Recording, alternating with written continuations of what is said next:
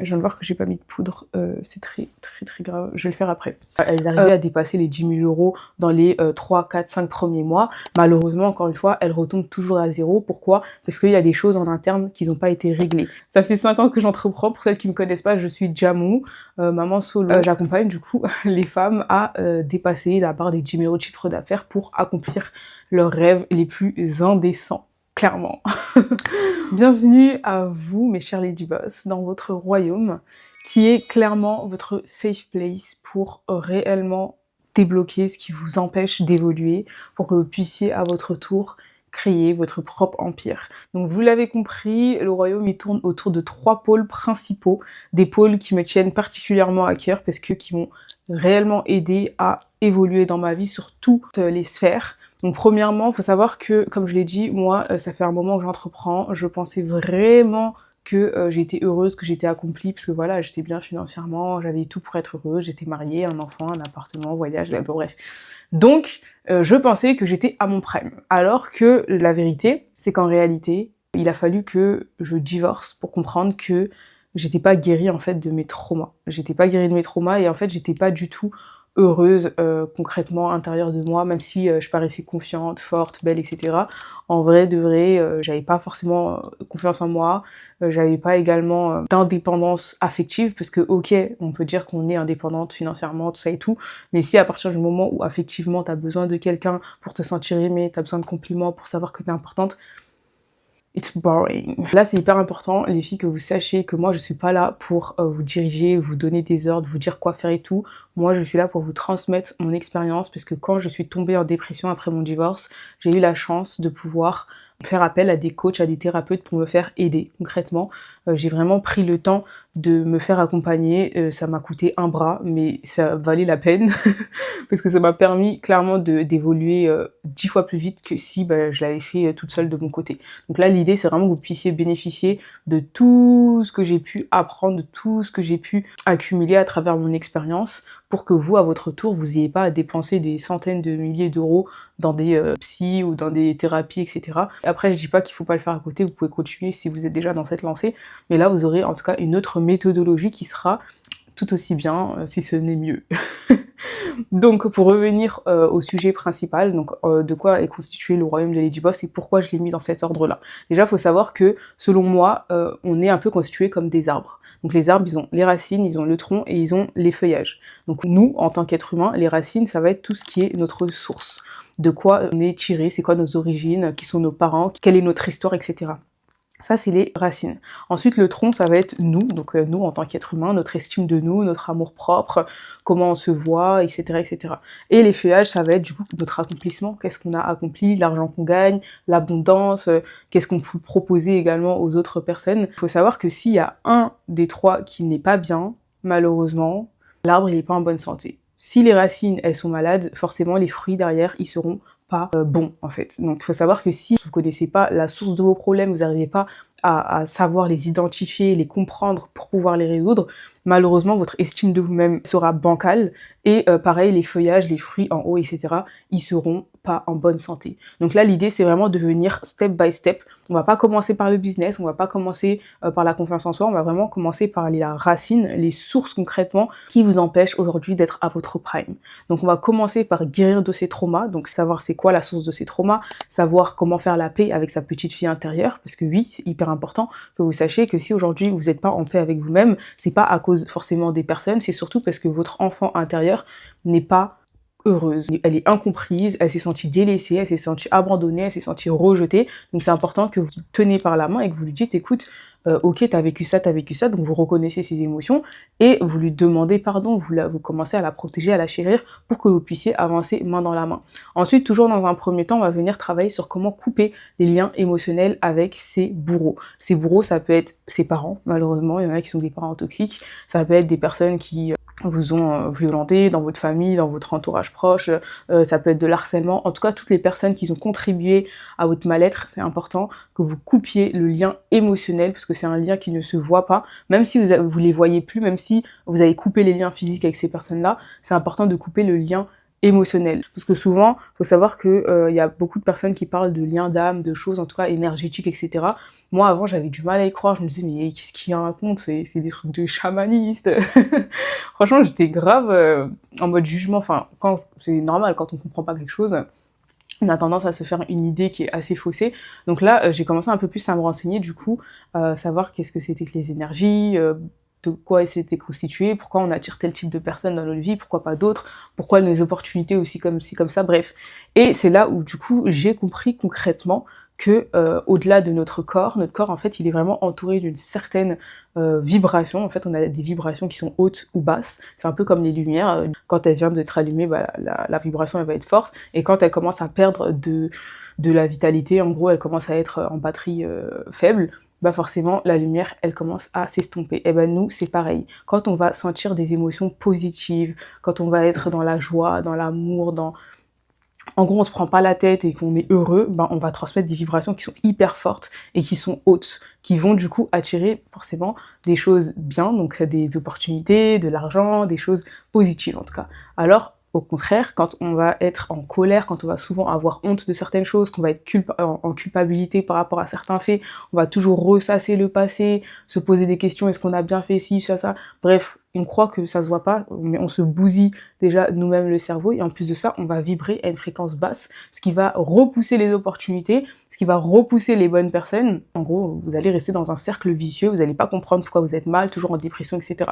Donc, pour revenir là où j'en étais, c'est hyper important, comme je disais, de couper les liens émotionnels, parce que même si ça ne se voit pas, ça a quand même un impact avec l'énergie que vous allez transmettre. Ensuite, dans un deuxième temps, on va venir travailler sur la confiance en soi. Donc là, on est dans le tronc de l'arbre. Faut savoir, les filles, que je vais vous montrer comment sortir de la dépendance affective. Parce que ça, c'est vraiment un poison, mais un poison, vous n'avez pas idée à quel point ça bousille des personnes, des familles, des générations et des générations.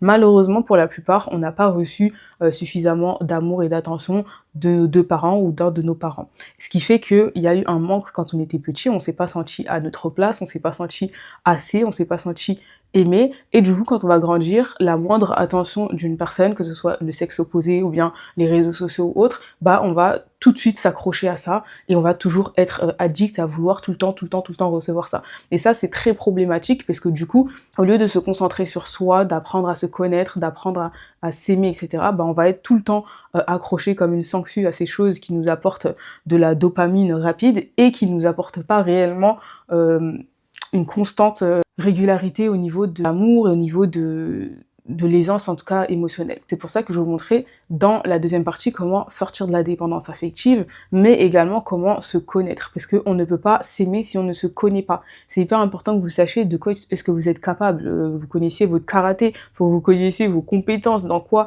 vos talents, en fait toutes les choses qui vous personnifient, qui font de vous une personne unique, qui font de vous la personne que vous êtes aujourd'hui. C'est important que vous le connaissiez sur le bout des doigts et que vous le développiez.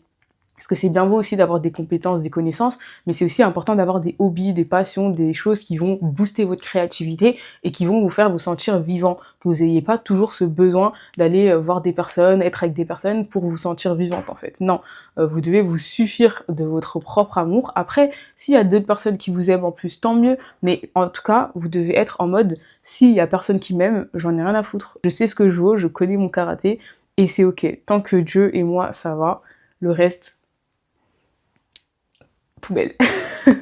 En tout cas, voilà, pour revenir à la deuxième partie au niveau du tronc, donc vraiment déjà sortir de la dépendance affective, apprendre à se connaître, à s'aimer, puis pouvoir oser, parce que la plupart, elles ont du mal à se montrer, elles ont du mal à s'affirmer, parce que du coup, elles n'ont pas confiance en elles, elles ne se connaissent pas. Donc pour avoir le courage de parler, de se faire valoir, on va déjà faire ces étapes-là. Et pour finir, dans la deuxième partie, on va aussi travailler sur lead by example. En gros, comment incarner l'énergie que vous avez envie de transmettre. Pour la plupart ici, vous êtes entrepreneuse ou vous avez envie d'entreprendre. Donc c'est important que quand vous êtes amené à vendre quelque chose, que vous incarniez déjà ce que vous avez à vendre. Si par exemple, je sais pas moi, on a une coiffeuse qui vend des produits pour faire pousser les cheveux, qui prône ces produits comme étant les meilleurs du marché et tout, et que derrière, on voit que cette personne, elle a des cheveux qui sont en très mauvaise santé, qui sont cassants, qui sont, bref, tout ce qu'on veut pas avoir, forcément, on va avoir des doutes. C'est la même chose pour vous. Ce que vous voulez transmettre comme énergie, comme produit, comme service, il faut que d'abord, on le ressente chez vous comme étant quelque chose d'acté pour qu'on puisse vous faire confiance. Et ça se sent pas dans ce que vous allez dire, ça se sent pas dans comment vous allez vous habiller, ça se sent dans l'énergie que vous allez transmettre. Donc là, on parle encore d'énergie. Vous allez dire, mais en fait, on parle que d'énergie ici. Non, on ne parle pas que de ça, mais c'est hyper important. On dit que les choses les plus importantes, ce sont les choses qu'on ne voit pas. Et pour moi, c'est clairement réel. Donc on va venir travailler sur ça également. Et pour finir, dans un troisième temps, on va travailler sur comment bâtir son empire financier. C'est hyper important que vous connaissiez les bases pour bâtir son empire. Déjà, il faut les bonnes fondations. Les fondations, c'est quoi? C'est déjà l'éducation financière. Comment bien gérer son argent. Que tu gagnes 1000 euros, 10 000, 100 000 euros, ton éducation financière, ta gestion financière, elle doit être intacte. Parce que autrement, si tu ne te focalises pas là-dessus, tu auras beau gagner des centaines de milliers d'euros, malheureusement, tu reviendras toujours à la case départ. Et ça, je le dis par expérience, moi-même, je l'ai testé plusieurs fois, j'ai gagné plus de 10K, etc. Et par une manque de gestion financière, malheureusement, je me suis toujours retrouvée, souvent, en tout cas, à zéro à la fin du mois. Et ça, j'ai aussi vu sur beaucoup de mes clientes qui n'avaient pas une bonne éducation financière. Dès qu'elles commençaient à dépasser un certain seuil, ça y est, elles se faisaient plaisir. Hop, shopping par là, cadeau par-ci, voiture par là. Oh, calm down. Ok, on se calme, il y a encore beaucoup d'argent à faire, donc faut pas tout exploser maintenant, faut savoir investir correctement, faut savoir se faire plaisir. En gros, faut savoir avoir un équilibre entre la sécurité que l'argent va t'apporter, mais aussi le plaisir qu'il va t'apporter. Parce que le but, c'est pas juste de coffrer, d'investir, coffrer, investir et se serrer la ceinture. Moi, je suis pas du tout dans cet avis-là. Moi, je suis plus dans la vie où, ok, on doit se sécuriser pour avoir une clarté mentale, pas avoir de pression, mais aussi se faire plaisir. Pour moi, je vous dirais toujours d'avoir une partie de votre budget à mettre dans les plaisirs, à mettre dans les dons également, parce que c'est hyper important. En tout cas, à faire des choses aussi qui vous rapportent de la joie, de la bonne humeur, etc. Toujours dans comment bâtir son empire financier, je vais également vous donner des stratégies de marketing d'attraction. Donc, c'est différent des stratégies de marketing qu'on a tendance à avoir sur les réseaux sociaux. Ça va rentrer beaucoup plus dans l'interne, parce que là, on sera pas sur des stratégies dures, comme si on était dans une entreprise lambda. Non, là, chaque stratégie que je vais vous donner, vous allez pouvoir l'adapter à vous-même, à votre expérience, à votre vécu, à votre ADN, puisque moi, je pars du principe où on n'est pas des robots, ok? Les stratégies, elles peuvent pas être pareilles pour tout le monde, elles doivent être vraiment adaptables et modifiable en fait. Donc voilà, tout ce qui va être stratégie d'attraction, donc l'objectif c'est que vous puissiez attirer vos clientes idéales sans avoir à faire de la prospection forcée ou bien à être mal à l'aise avec la vente, parce que la plupart elles ont du mal à vendre parce qu'elles ont l'impression que quand elles vendent, elles sont en train de limite demander de l'argent à quelqu'un alors que archi pas. Moi dans mes stratégies de vente, déjà c'est toi qui est demandé, donc c'est les gens qui font la queue dans tes DM pour avoir accès à ton service et non pas l'inverse. Ça c'est hyper important à comprendre, ok? Et pour finir dans la troisième partie, donc les feuillages, comment bâtir son empire financier, on va venir travailler sur comment dépasser la barre des 10 000 euros de chiffre d'affaires dans son business.